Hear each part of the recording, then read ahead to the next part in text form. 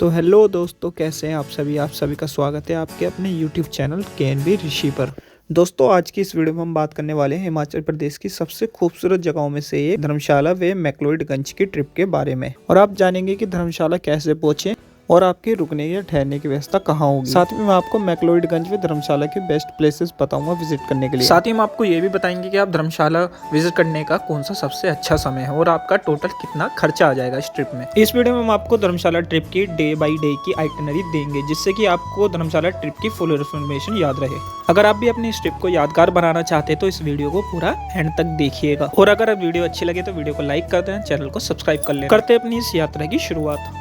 पहले हम ये जान लेते हैं कि धर्मशाला इतना फेमस प्लेस क्यों है।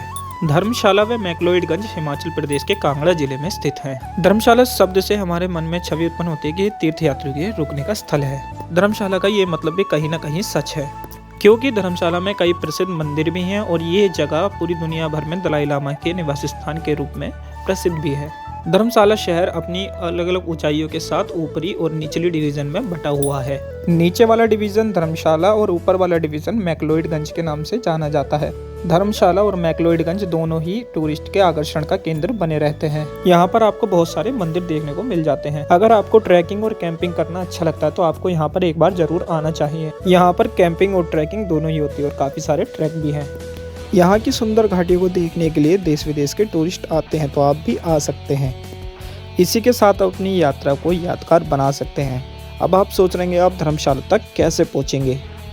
दोस्तों, आप धर्मशाला तक बस, ट्रेन या फ्लाइट लेकर पहुँच सकते हैं। अगर आप बस से आना चाहते हैं तो आपको दिल्ली से धर्मशाला के लिए डायरेक्ट बस की सुविधा भी मिल जाती है। दिल्ली से धर्मशाला की दूरी कुल 480 किलोमीटर होती है। आपको शाम 7 बजे दिल्ली से धर्मशाला के लिए डायरेक्ट HRTC व वोल्वो की बसेस की सुविधा मिल जाती है, जो कि आपको धर्मशाला तक 11 से 12 घंटे के बीच में ड्रॉप कर देती हैं। HRTC बसेस का किराया 800 रुपये पर पर्सन होता है और वोल्वो बसेस का किराया 1500 रुपये पर पर्सन होता है। और अगर आप ट्रेन के माध्यम से आना चाहते हैं तो आप अपने शहर से पठानकोट रेलवे स्टेशन आ सकते हैं।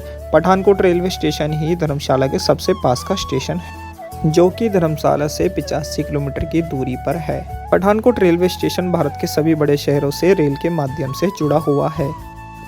आप पठानकोट कैंट रेलवे स्टेशन उतरकर पासी बस स्टेशन से धर्मशाला के लिए बस ले सकते हैं, या फिर आप पठानकोट से धर्मशाला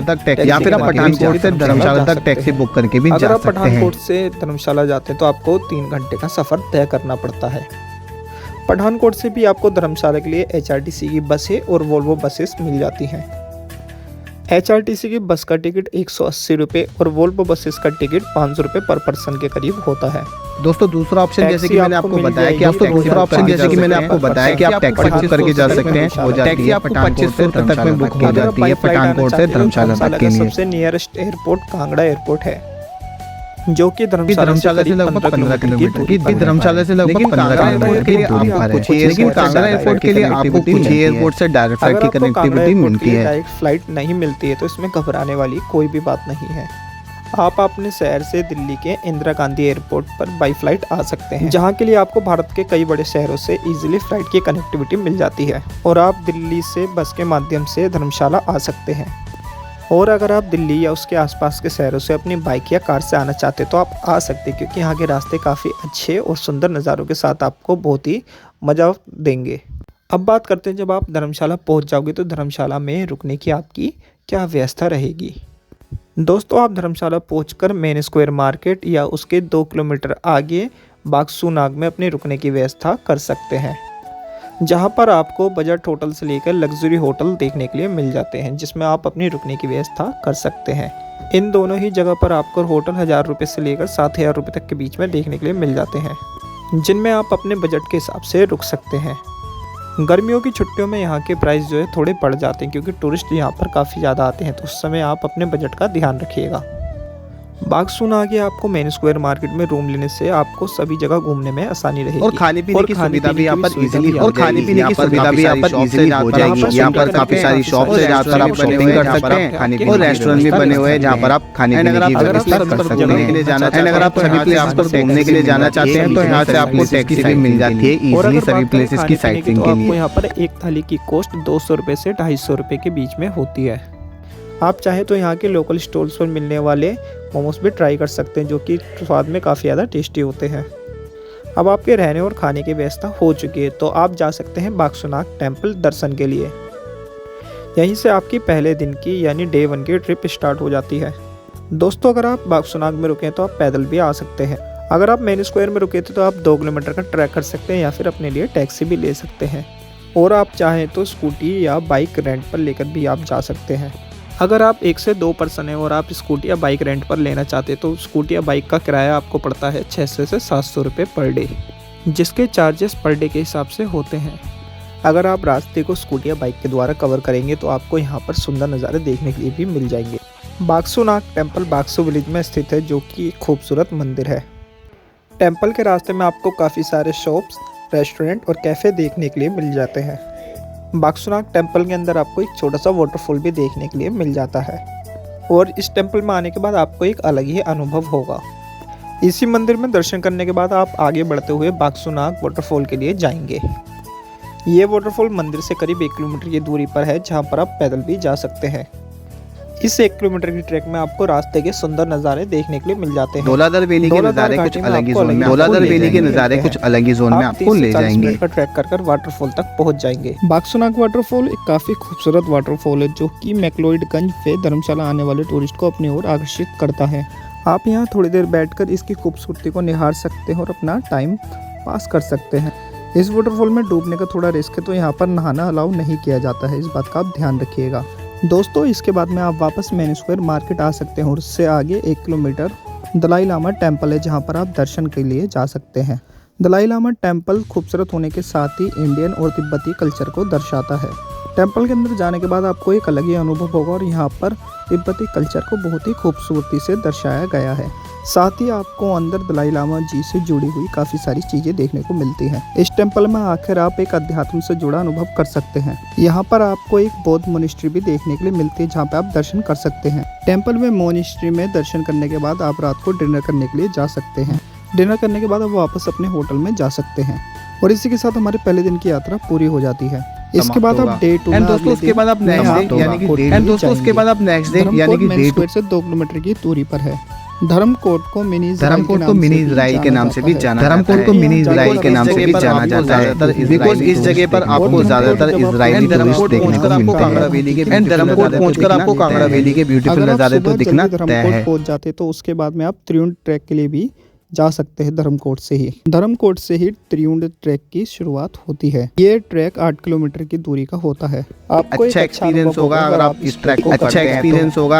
ट्रैक को करते हैं तो देखने के लिए मिल जाएंगे और ट्रैकिंग करने का एक अलग ही अनुभव होता है।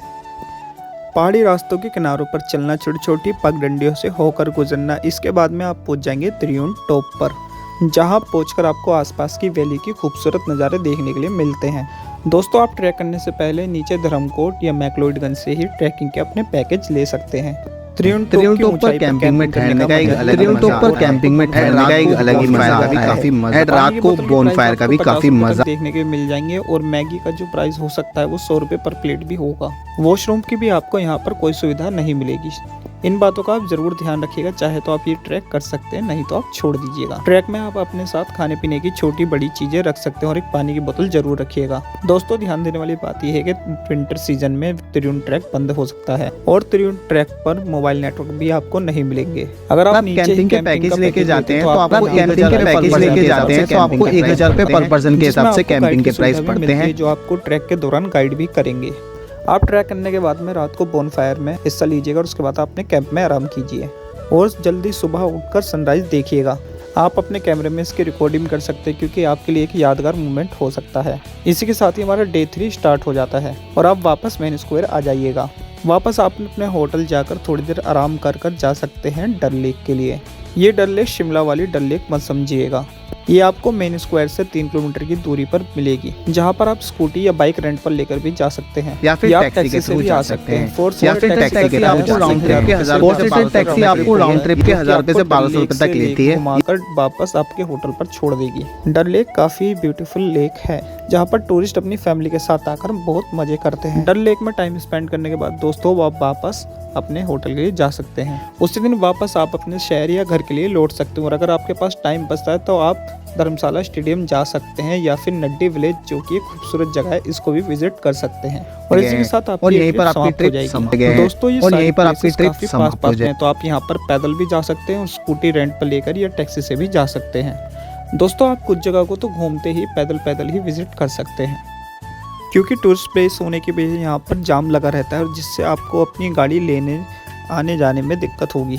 जो प्लेसेस थोड़ी दूर हैं वहाँ पर अगर आप 2 पर्सन हैं तो स्कूटी लेकर जा सकते हैं और अगर आप अपनी फैमिली के साथ हैं तो आप कैब या टैक्सी लेकर भी जा सकते हैं। और यहाँ पर आने के लिए हर दिन बेस्ट होता है साल का, आप किसी भी समय यहाँ पर आ सकते हैं।